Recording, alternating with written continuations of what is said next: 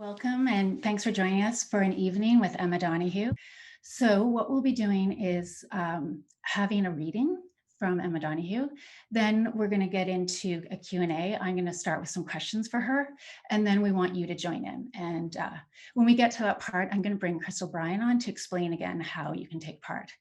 So without any further ado, I'd like to introduce our introducer, author Kate Hargreaves. She's a writer, book designer, academic writing advisor who lives in Windsor. She has a BA and an MA from the Department of English and Creative Writing. She's the author of 3 books. Her most recent book is Jammer Star, a novel for young readers. She also wrote Leak, a book of poems, and she has another book of poetry coming out in 2022. So with that, I'm going to hand things over to Kate to hand things over to Emma Donoghue. Thank you so much. I'm very pleased to be able to introduce Emma Donoghue tonight. Emma Donoghue is a prolific and celebrated writer in a number of genres, from short fiction to stage and radio drama to children's books and literary history.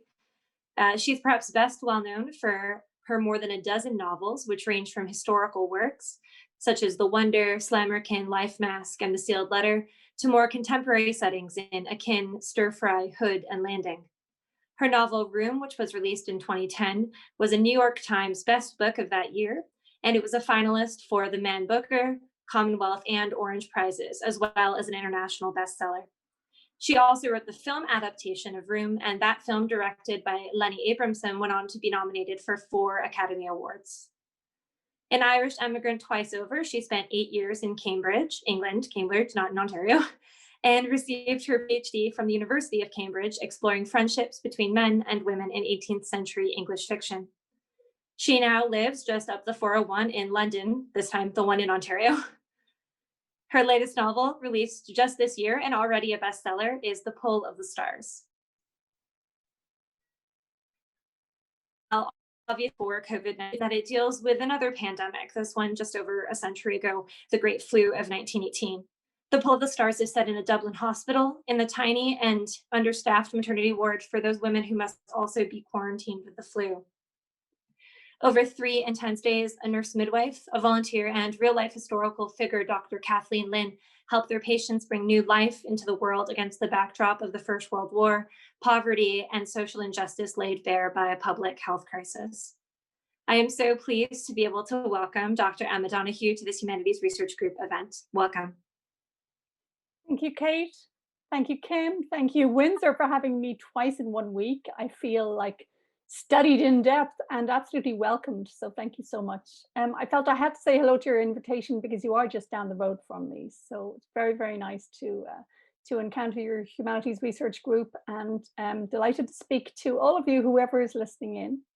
So The Pull of the Stars, shown here in its beautiful Canadian and British cover, it's named for influenza. So the pull of the stars is the literal meaning of influenza, the influence of the stars.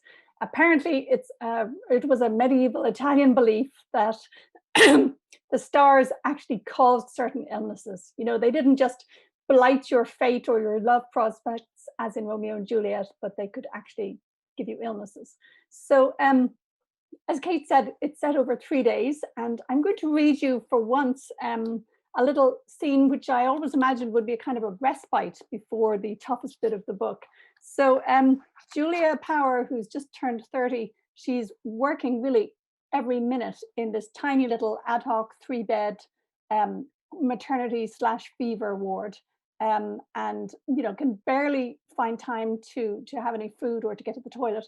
But there's one particular night when she's not allowed to go home because she's recently donated blood and she could be weakened by it. So she had to stay at the hospital, and she finds that the typical the usual nurses' dormitory has been given over to flu patients because the pandemic is at its worst second autumn wave. Yes, may sound familiar, but I assure you I wrote this entire book before COVID. I'm going to read a little scene in which Julia and the untrained volunteer assistant she only met yesterday, Bridie Sweeney, they go up on the roof for a little break. I think that's all you need to know, and I'm going to read for about 7 minutes. I gazed up at the sky and let my eyes flicker from one constellation to another, jumping between stepping stones. I thought of the heavenly bodies throwing down their narrow ropes of light to hook us. I'd never believed the future was inscribed for each of us the day we were born. If anything was written in the stars, it was we who joined those dots, and our lives were the writing. But baby Garrett, born dead yesterday, and all the others whose stories were over before they began, and those who opened their eyes and found they were living in a long nightmare like baby White. Who decreed that, I wonder, or at least who allowed it? My stomach growled so loudly Bridie giggled, and I did too. I remembered what had been sitting in my bag all day. I asked, "Peckish?" "Why?" she said. "What have you got there?" "Chocolate truffles from Belgium," I said, "and an Italian orange." Bridie marveled. "No." "They're birthday presents," I said, "from my brother Tim." The fruit was easier to peel than I'd expected. Its perfume spritzed off under my thumbnail. Behind rags of white, the flesh was so dark in the starlight it looked nearly purple. Bridie peered at it. "Ah, wouldn't you know," she said after all that, "the rotten one." "It is not, Bridie. Smell it." She looked revolted, but she leaned in for a sniff and her face lit up. I said, "Blood oranges. They're called that because of the colour inside. Ever so sweet, Bridie, and hardly any seeds." The segments parted in my fingers. I ripped the thin membrane. The sacs ranged from yellow through orange to maroon, almost black. Bridie bit a segment, still wary of the colour. "Oh!" The juice almost leaked from her mouth and she had to suck it back. "That's only glorious." "Isn't it?" I said. "Happy birthday, Julia." I licked trickles of juice off my hands in a way that would have caused Matron to sack me on the spot. "Your birthday now too, remember? 1st of November. "The 1st of November," she repeated solemnly. "I won't forget." Happy birthday, Bridie. No sound now, but the small wet noises of the orange being devoured between us. "You're awfully easy to talk to," I found myself saying. "Since my brother came back from the front, he doesn't." Bridie didn't ask, "Doesn't what?" Instead, she asked, "Doesn't talk to you?" "To anyone," I said, "not a word anymore." As if Tim's throat has been cut, except the damage is all in his mind. I wasn't sure why I felt compelled to blab all this, to set one small pebble of pain on the scale against Bridie's boulders. "It's not something I usually tell people," I added. Bridie asked, "Why not?" "Well, a sort of superstitious fear, I suppose, that once I say it in so many words, it'll be true." Bridie put her head on one side. "Isn't it true already?" "Yes, but more official, I suppose," I said. "Permanent. I will be Julia with the mute brother." She nodded. "Does that mortify you?" "Ah, that's not it." "Grieves you?" Bridie suggested. I nodded, swallowing. "Well," she murmured, "lucky you, I say." "Lucky," I said, "for having a mute brother." "For having a brother," she corrected me. "Any kind of brother." She was right, I told myself. This was how Tim was. This was the brother I had now. After a pause, she said, "Or for having anyone." "Oh, Bridie." She did one of her little monkey-like shrugs. I cleared my throat raggedly. "Tim still has his sense of humour," I told her. "Well then. Also, a magpie he's very fond of." "There's Posh," she said teasingly. "He's a great gardener and a good scratch cook." "The magpie?" My laughter echoed across the jagged roofline. I divided up the truffles next. We scarfed up one each, then had a game to see who could take longest to melt her second one on the heat of her tongue. Bridie said thickly, "This is some condemned man's last meal, all right." I thought of the flu patient whose mind had been turned by the flu, the one who jumped to his death from a hospital window. But I didn't say a word. Let Bridie enjoy her truffle. I was cold now, but I didn't care. I turned my face up to the starry sky and I blew out a long, steamy plume of breath. "Did you know," I said, "other planets have lots of moons instead of just one like Earth does?" Bridie said, "Come off it." "It's a fact," I said. "I got it out of a library book. Neptune has 3 moons. Jupiter has 8, or no, scientists just found the 9th by taking a picture with a very long exposure." Bridie tilted her head again as if I were pulling her leg. And it occurred to me that Jupiter's 9th moon might not, in fact, be the last. The astronomers might keep discovering more moons as the centuries slowly wheeled by. Maybe if they got stronger telescopes, they would glimpse a 10th moon, an 11th, a 12th. It made my head spin, the shining plenitude up there and down here, the dancing generations, the busy living, even if we were outnumbered by the quiet dead. A man was caterwauling on the street below. I said, we should drop something on that fellow. Bridie laughed. Ah, stop, she said. I like an old song. Would you dignify that by the name of a song? It's Are We Downhearted, she said. It's drunken gibberish, I told her. She sang, Are we downhearted? She waited for me to give the response. Then she answered herself with the punchline, No! On she went. Then let your voices ring and all together sing, Are we downhearted? And on the third voice, I finally supplied the no. Could you leave that there? Thank you very much. Actually, that passage, that's an example of something odd about when you're researching historical fiction. I would say usually my research is all in the period of the novel I'm writing about. But because I was writing about a medical matter, a pandemic, I was really concerned to get the medicine right. I've written novels before about things like, 19th century burlesque performances or 18th century dressmaking. And there, of course, I try and get it as right as I can. I don't want readers writing to me and saying you messed up. But, it doesn't feel quite as life or death if I get it wrong. Whereas if I'm writing about, how people died of the flu and I messed that up, that just feels tacky. So I did a huge amount of research by reading sources of the time and then also checking modern sources for comparison, because sometimes they'd be trying to describe how birth might go wrong or how flu patients might respond in 1918, and they didn't know the basics of what our scientists know and our doctors know about the immune system or what a virus was. So I was always having to keep this kind of double vision. And that last little passage about the moons of Jupiter, I don't know much about stars, to be honest. So I was trying to work out what Julia might possibly have been able to see from the rooftop. And I found something about Jupiter and its moons. And I can't even remember now the number we know about nowadays, but it's far more than that. And then as I was jotting that down, I thought, how many moons did they think there were back in 1918? And I found that they'd only just discovered the 9th. So it gave me this kind of vertiginous sense of how, in each era, there's so much we still don't know, Anyway, what I would really love to do is answer questions. So that's enough from me for now, but I welcome everyone's questions in whatever form they come. I know I still owe answers to a couple of questions from the other night, Kim, Yeah, so I hope you brought them along. I have a bunch of questions, and in one way, I'd love to just hog all the questions myself. I do have 2 questions from students left over from Tuesday.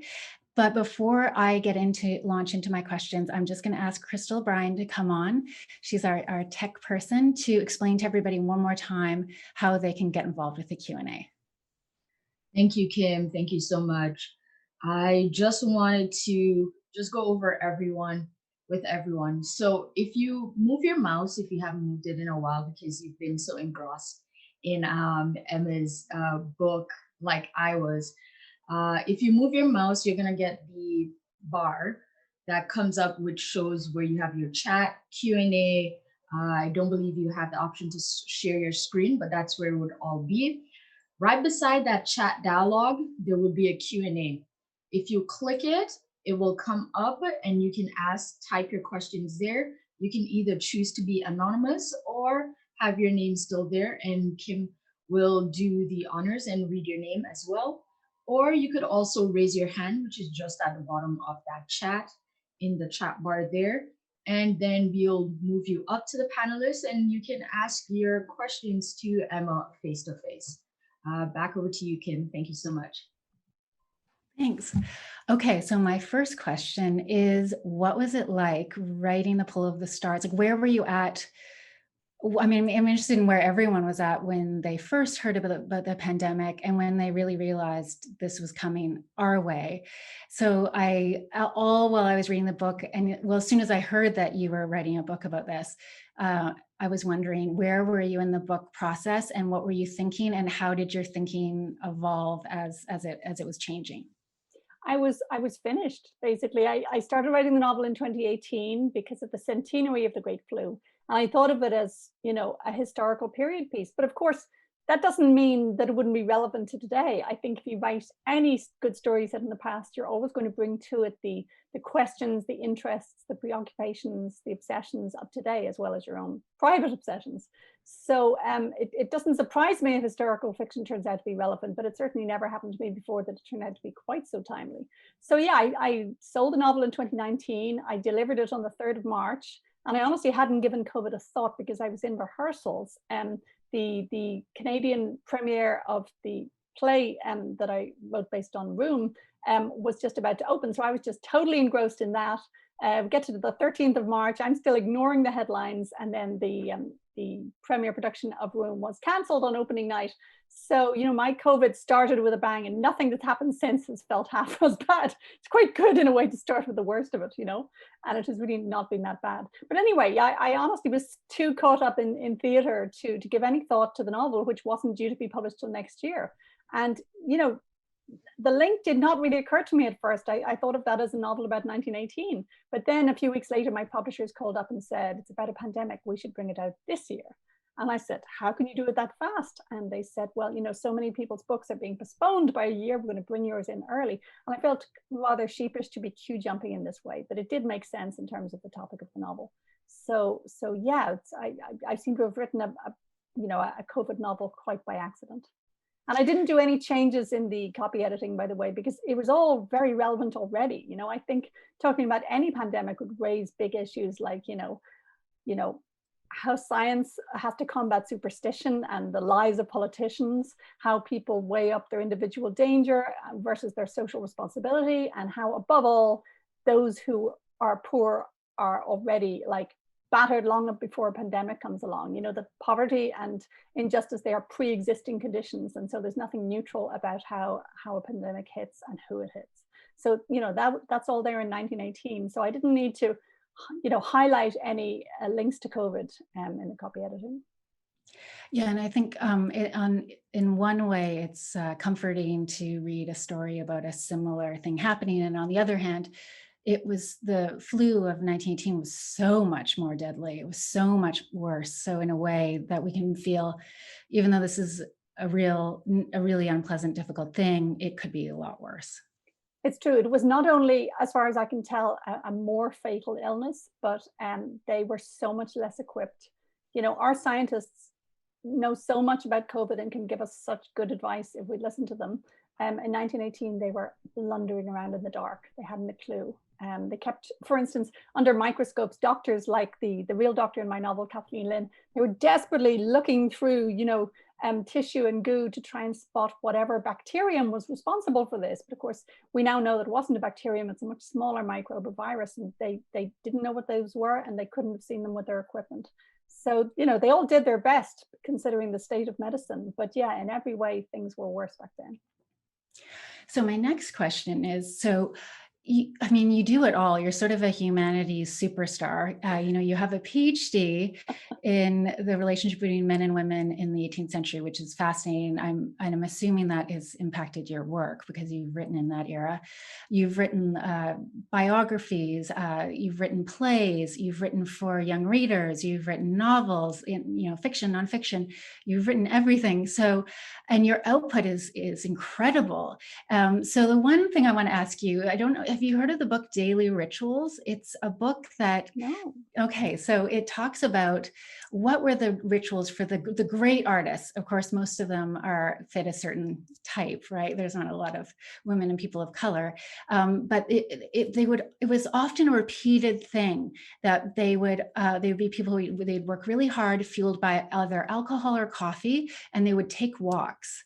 But it was so interesting to read the book and how it pieces together all of these writers, you know, painters, and what they did every day. And I am fascinated to know the secret of how you are so productive. I mean, you know, the brilliance of your writing is that comes from you, but the productivity. I'm so interested to know what your daily rituals are.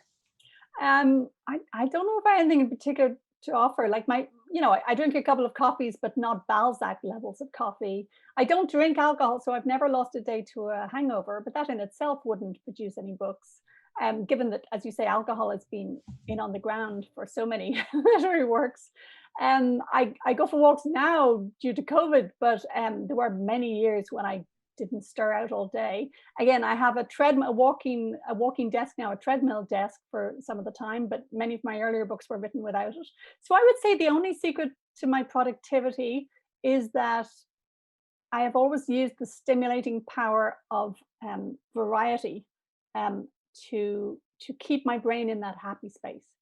Because it's not about the number of hours you put in. We've all, sweated for 12 hours on something bad, and we've all written something brilliant in 1 hour. So it's about getting your brain into that state of flow. And so I've always had a number of projects, and I might work on one thing for 2 weeks, but equally, if I feel like it, I can toggle. I mean, yesterday morning, I just illicitly took notes on a future novel, and this slightly illicit pattern of, cheating on your novel with a short story for the weekend, I highly recommend it. I've, been with the same woman for 25 years, but in literary terms, I am promiscuous, and I'm always sneaking off from one thing to do another. And of course, I don't mean that you're constantly sneaking away from the main thing, because you have to put in the time on the main book. But I really like to mix it up and try different genres, and to try new forms, say in recent years, like film and then writing for children, that have terrified me. I'm so afraid of making a fool of myself. Right now, I'm trying to write a musical in collaboration with a composer. Talk about a beginner mind, or feeling like a total newbie. So these things are all very stimulating to me. They all keep it lively. Because I would dread getting into any kind of fixed rut and writing like the same kind of book over and over. So yeah, mixing it up is what I would recommend. And that's a musical you're doing for stage? Yeah. Okay. Because I believe someday there'll be theaters open. There'll be big musicals with dozens of people performing in them. It's like I'm betting my money on the future of big theater. Okay, so I'm going to sneak in the 2 questions from the students from Tuesday, so I don't forget. So one question was from Devin, and he wanted to know if there's any people that you think of that serve as real inspirations for you, either academically or creatively. Oh, so many. I remember we have 2 kids, teenagers now, and when each of them was tiny, I remember watching all the behind the scenes video documentaries for the Lord of the Rings movies, all the DVD extras. And I found Peter Jackson absolutely inspiring in his openness to better things. He seemed kind of egoless. He would kind of walk along from room to room talking to all his creative types. And if somebody had a better idea for Gollum, he'd say, scrap all the stuff we filmed, let's go back. And he seemed to encourage everyone in his team to get absolutely obsessively zealous about their thing, whatever it was, like the guy who made the chainmail. And they were all just working towards what was best, rather than thinking, what's my little area of power. So he's one inspiring figure. Going farther back, Jane Austen, it is said, I'm named for her novel Emma, by the way, so I've always taken her kind of personally. I like the fact that she said in a sort of self-deprecating way that she only worked on a tiny little bit of ivory, more or less, couple of families in a village. But of course, she knew that you could squeeze everything out of a couple of families in a village if you paid close attention. And a lot of my books are deliberately compact. The unities of time, space, and action. 3 days, one tiny maternity ward, one point of view. I love confinement, and I love limits, because I feel that you can maximize the intensity between your characters if you set limits.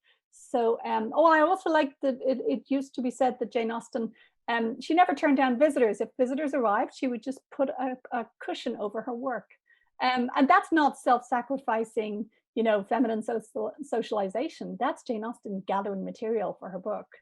So again, I've always found a very social life and a very people-filled life. During COVID, I've been so grateful that I have my partner and 2 teenagers in the house. I've never lived alone. I wouldn't want to, because I basically love the stimulus of people. Great. I've got a couple of screenwriting related questions. So I teach screenwriting, so I wanted to ask this, and I've got a question coming in from Gemma about screenwriting as well. So the one thing I wanted to ask is, so you talked about limitations. Well, one format that's incredibly limiting is a screenplay. It's very structured, visuals like here and dialogue here. And I wanted to know what you what was that like, taking your novel and putting it into that format, and then coming out of that, did that way of writing affect your writing after that in any way? I don't think it affected my fiction since, because I came to it relatively late, you know.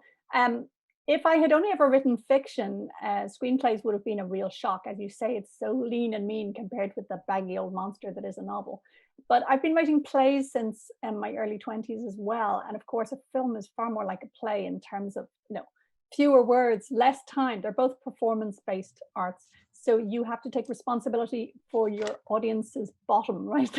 They get restless in their chairs, you know, so you have to imagine yourself sitting there with them, you know, and where your attentions would go and where your passionate responses would happen. So they're far more like each other than a novel is.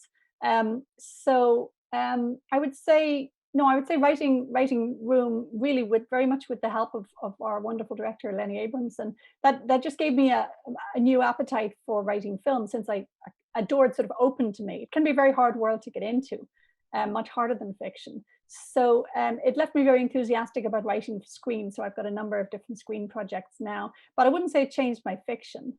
No, I just enjoy them both.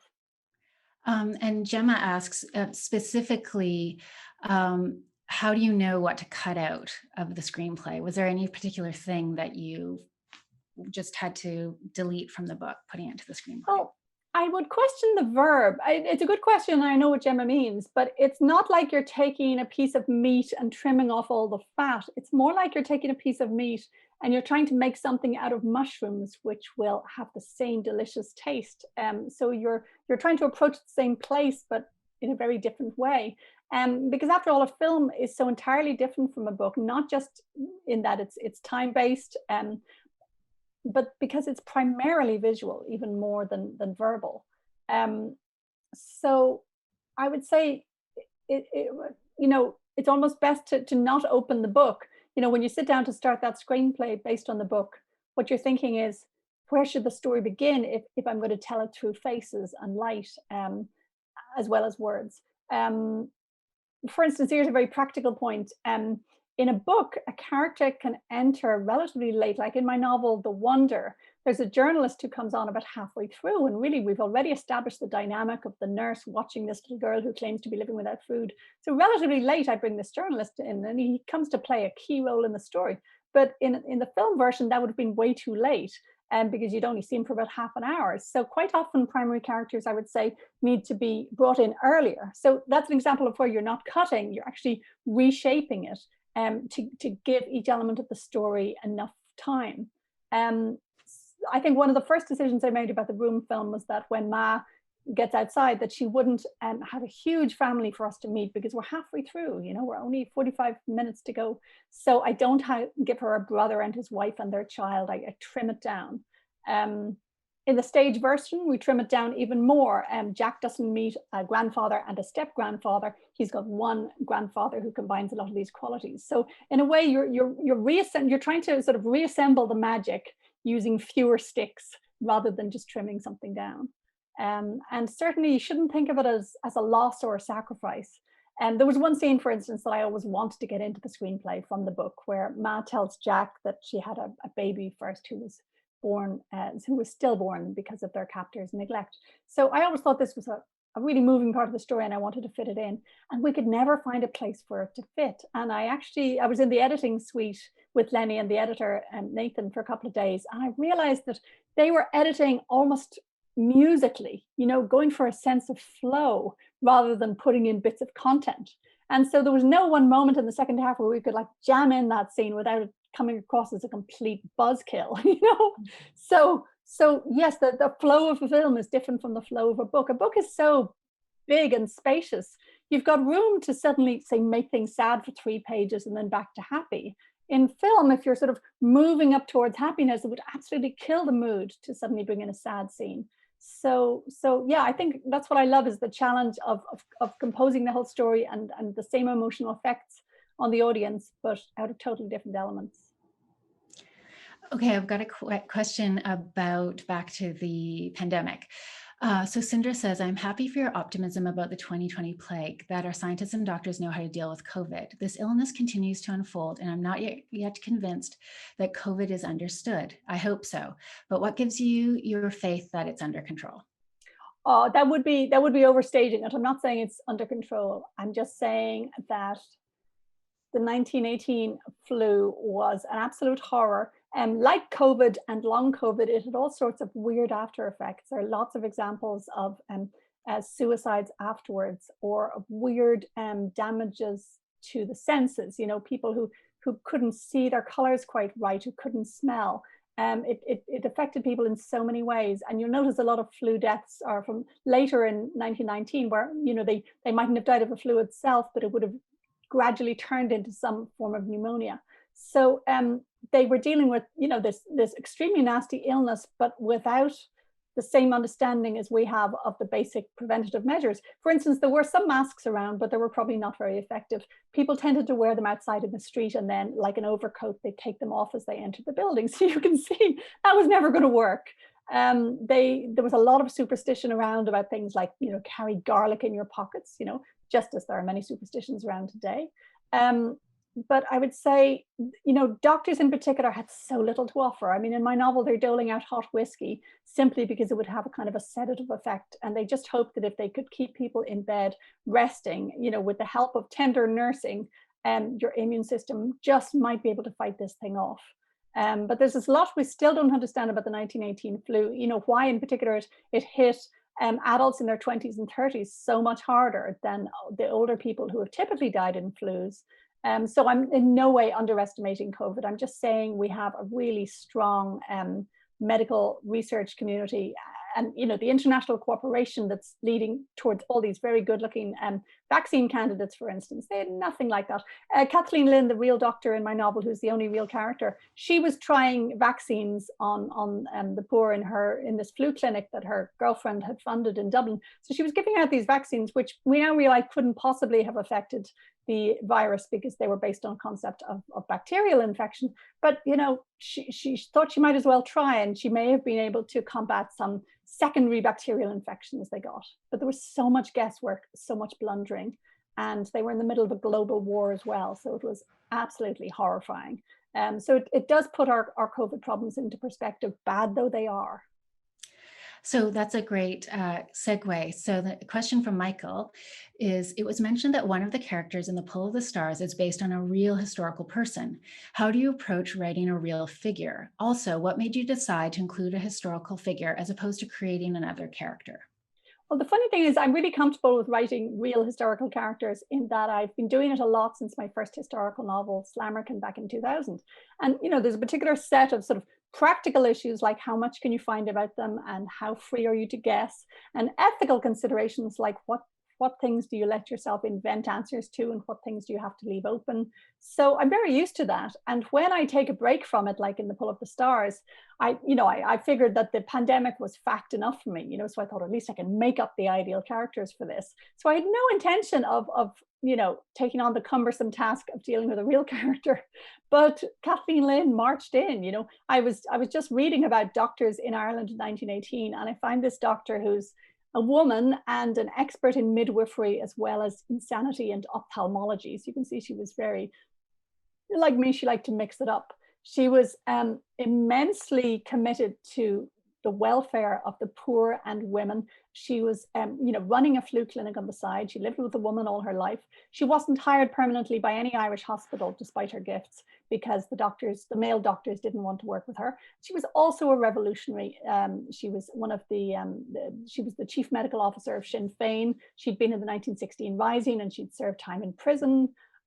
You know, she was an irresistible combination of everything that interested me about the period. And she was on the run from police during the weeks my novel is set. So I actually tried to keep her at bay, in that I gave her a fictional name for the first draft. And then all my agents and editors were like, tell us more about the mysterious Dr. Rebel. You know? So I had to let her have her name and let her step forward, you know. I'm a big planner, but there are still things that you can't, you have to be flexible about. And when a real character wants to barge into your novel, probably makes sense to let them. Great. We have several other questions about historical fiction in particular. So Susan, who I know has actually taught with your books, she asks, how do you go about doing your historical research? I suppose my principle would be excess, in that you research way more than you think, and you research more areas than you think. For instance, you know, the war in the sense of, you know, the men in the trenches and so on, there's nothing of that directly in the book.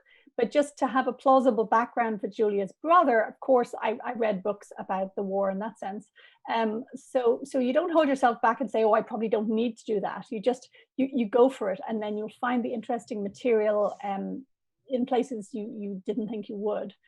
So a kind of a excess and generosity of research, but then obviously, you know, you have to distinguish between your files of notes and your actual draft. You know, you don't put all the notes directly into your draft. And I try and have a rule for myself that I'll only mention something if the character narrating it or a character speaking would be, first of all, really interested in that, but also have some reason to communicate it. So one reason to bring a doctor in, Kathleen Lynn, was that she's able to give slightly more of the long view on pandemics than, say, Julia would. I mean, Julia is very well trained, but she wouldn't know much about, you know, previous pandemics or the state of research into the pandemic.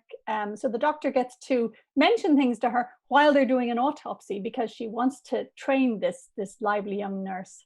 So there's got to be a motivation for it to be on the page. Otherwise, the reader would just know that you are lecturing them, you know.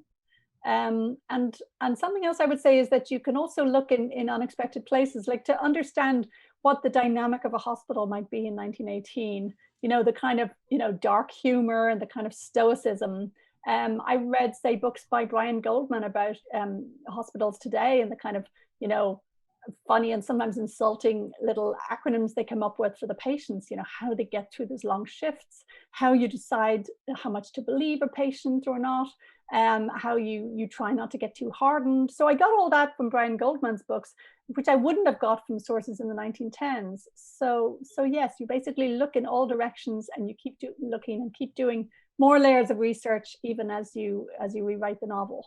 You know, I discovered a few things quite late on, for instance, which I then had to, which caused changes in the novel. So you basically, you know, keep your ears open until the very last moment when you have to hand it over. So Griffin asks, what is something you dislike about historical fiction, either pitfalls or hurdles that you find difficult? That's a good question. Certainly one danger would be the, you know, sticking in interesting facts just because you think they're interesting. And of course, everyone has their own judgment of this. I'm sure some reviewers sometimes think I put in facts that they don't need to know. It would be hard to prove whether in every case your narrator is likely to be interested in it or not. But I certainly, as a reader, I don't like when I can see the research. Or I don't like if the whole thing is sort of self-consciously picturesque. I mean, the past is a different country, right? And so you want to write about that country, you know, as if you're writing about a different country today. You want to capture the flavor, but you don't want to be a tourist constantly going, oh, look at those funny costumes they wear.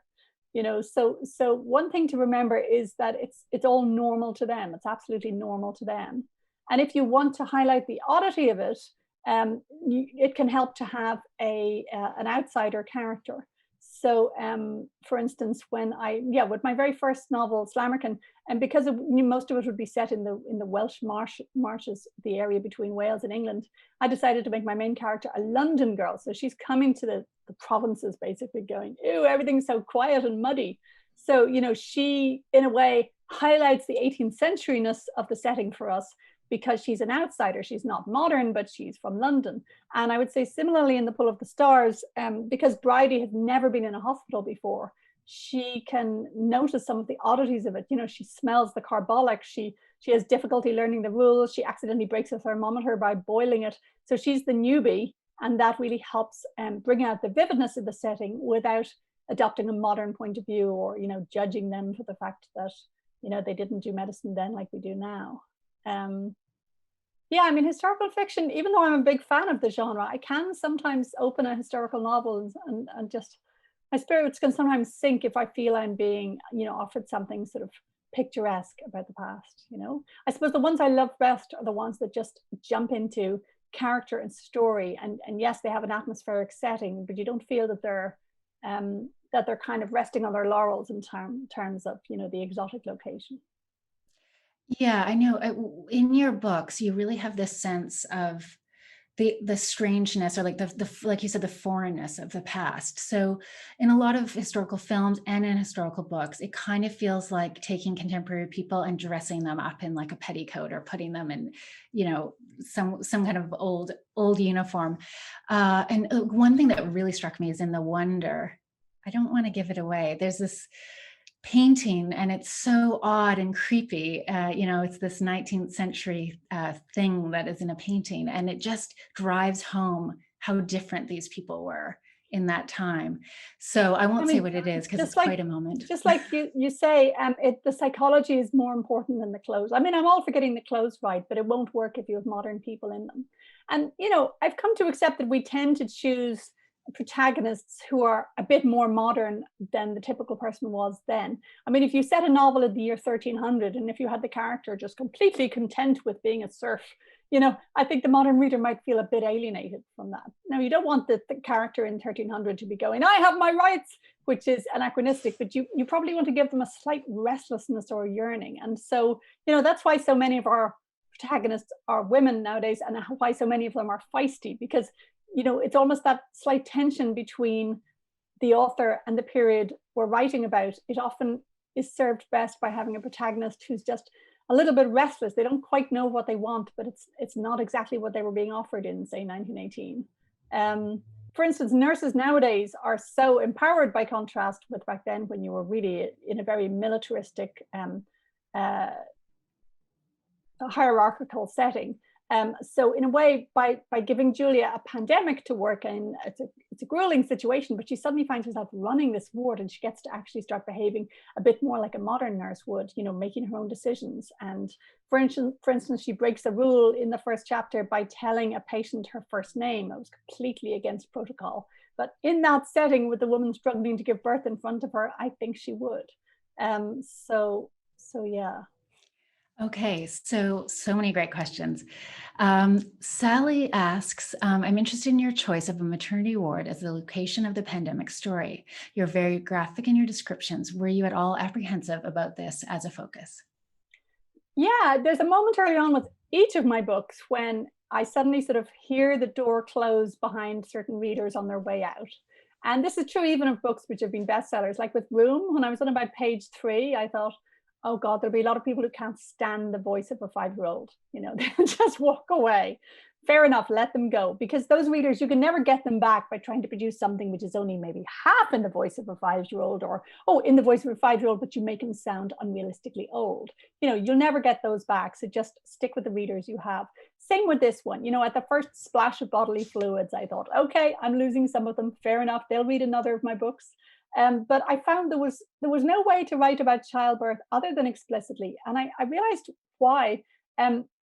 We're also familiar with watching violence happen. If you think of all the movies we've seen with like a bar fight, or war movies, soldiers getting shot in the gut or whatever. So we're so familiar with that you could write a war story which would make just brief references to a bullet or something. We'd all understand, oh yeah, he's bleeding out. Oh yeah, he's probably going to die in 10 minutes. But with childbirth, you cannot assume any such knowledge, because really, unless you've either been giving birth or have some reason to know what it's like, unless you've, been closely involved with someone who's giving birth, or why on earth would you know? It's a fairly exotic specialist area. So I couldn't count on anyone knowing what it would mean if her, cervix is failing to open or something. So I had to get very detailed. Yeah. And at least when you're writing fiction, you can afford to be rather more detailed than in, say, a film. I think a film raises a whole other issue of, explicitness.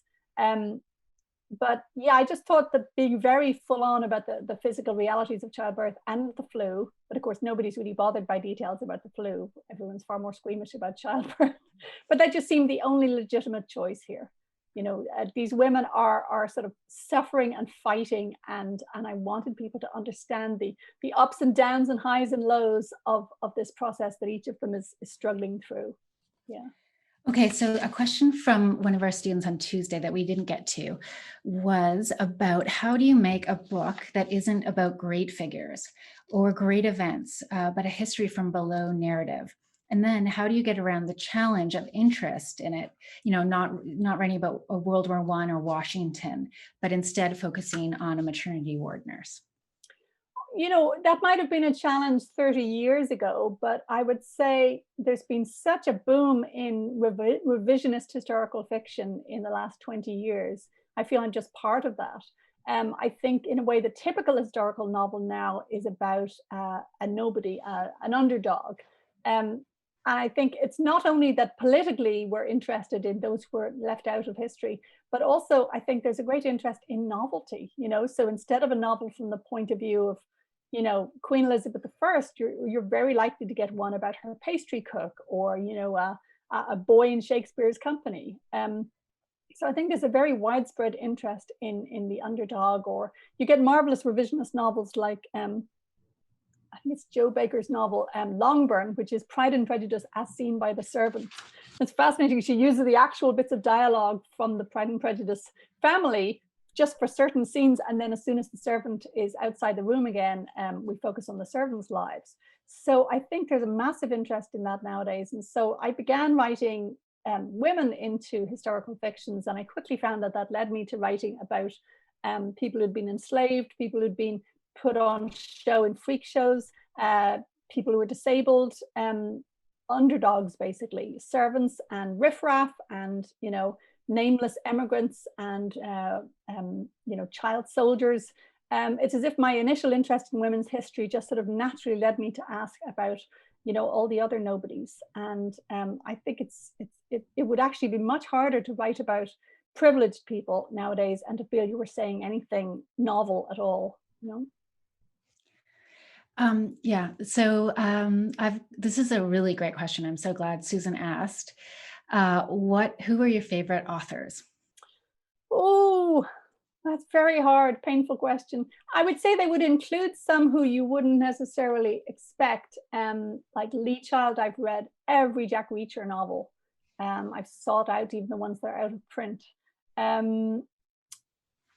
love Dickens. I love Roddy Doyle. I love James Smiley. Some novelists I really particularly admire for their flexibility. So somebody like James Smiley or Julian Barnes, you know, I just adore the fact that you never know what they'll come up with next. And I model myself on them in roaming over time and space and not feeling that you have to stick to your territory. You know, I find some novelists, you know, are really known for inhabiting one particular city or cultural milieu or moment, and they really try and make that their own. But the ones I hugely admire are the ones who let their imaginations roam free.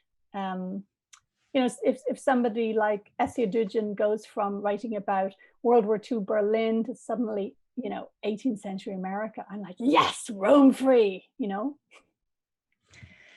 And there's two people asking a very similar question. So Anna's asking two questions. I'm going to get to one of them because it also goes with what Lisa's asking. So Anna asks, how do you deal with writer's block? And Lisa asked similarly, I wondered how and where you find your inspiration, especially when having some sort of artistic crisis or not knowing how to continue your story. I would say I deal with writer's block by evasion, avoidance, and distraction.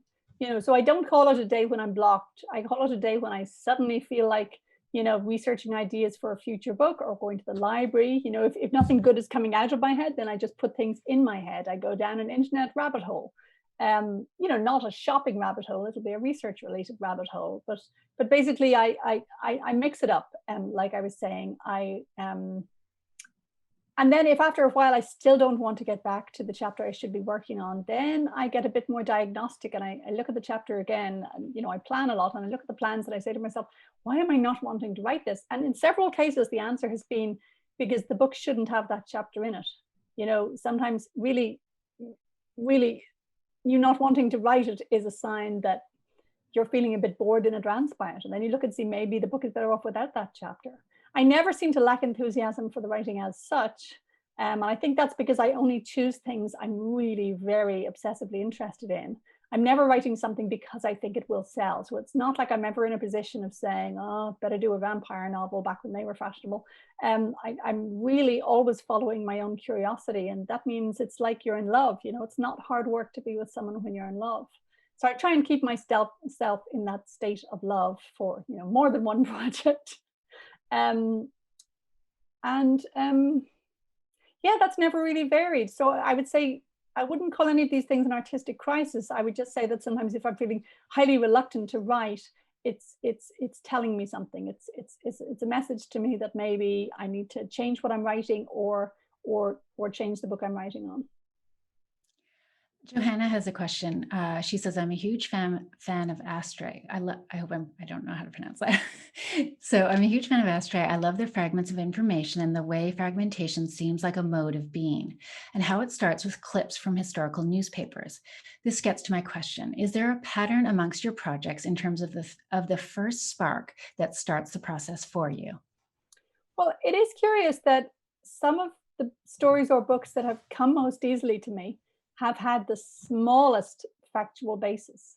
Like one novel that was quite hard to write, and because it was about rich people, Life Mask, is inspired by people like Horace Walpole in the late 18th century, and his cousin Anne Damer, and the woman she loved, Elizabeth Farren, and the man who loved Elizabeth Farren, Lord Derby. And each of these people was rich, and there's a huge amount of material about them. There are biographies, endless letters. And it's not that I mind doing the research at all, but I was a bit overwhelmed by how do I get their lives down on paper?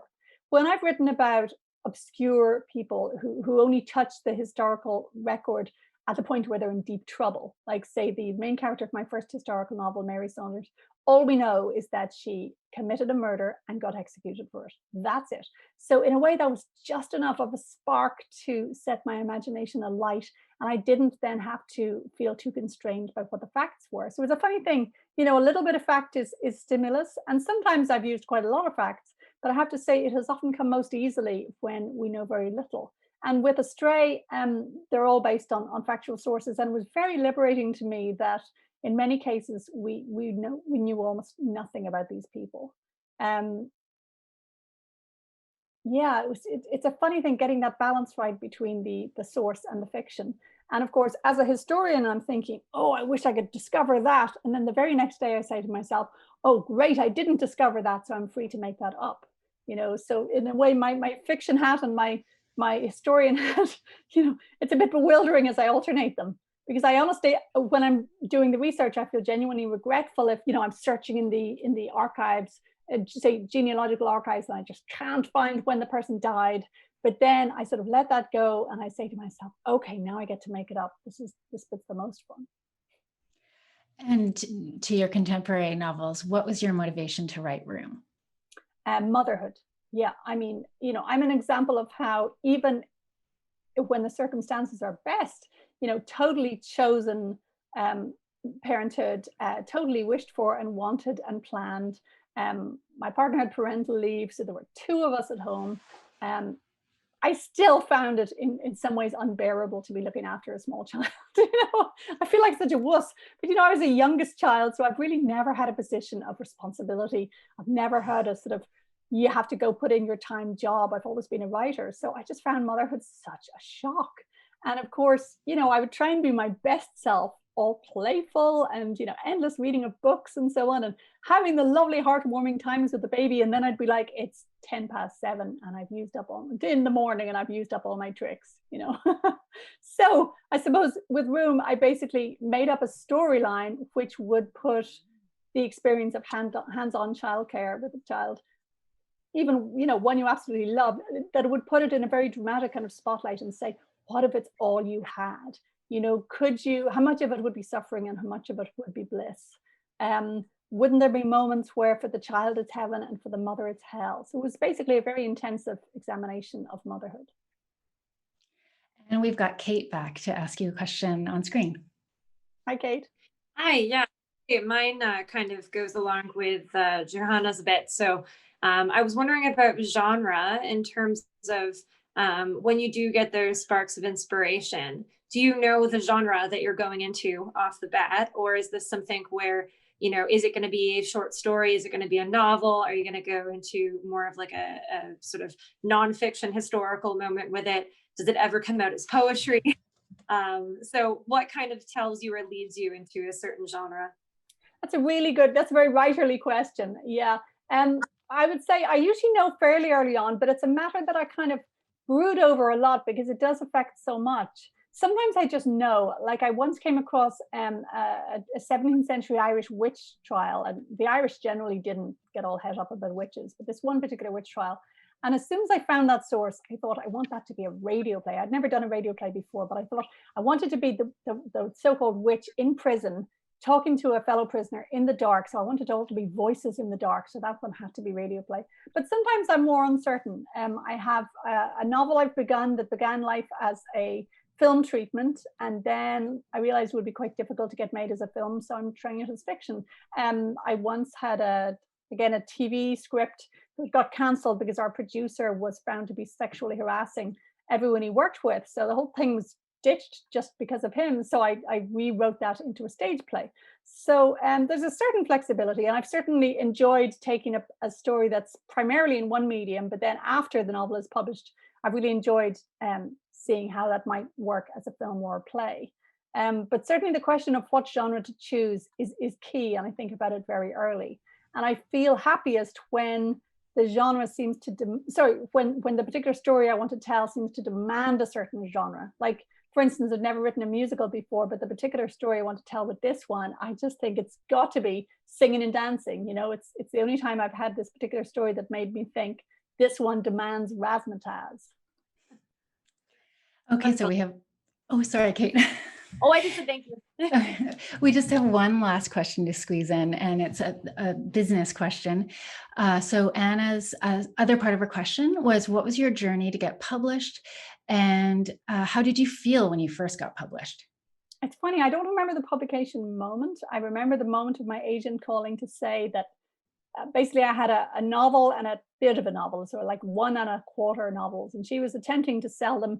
And it seemed to me it had already been turned down by most of the publishers in London, the other London, big London. So I thought of them as kind of shop soiled and like nobody wanted them. And then she called up to say I had a 2-volume deal with Penguin. And I remember running around I was living in a housing cooperative, just running around the house, whooping like, I'm going to be published by Penguin. You know?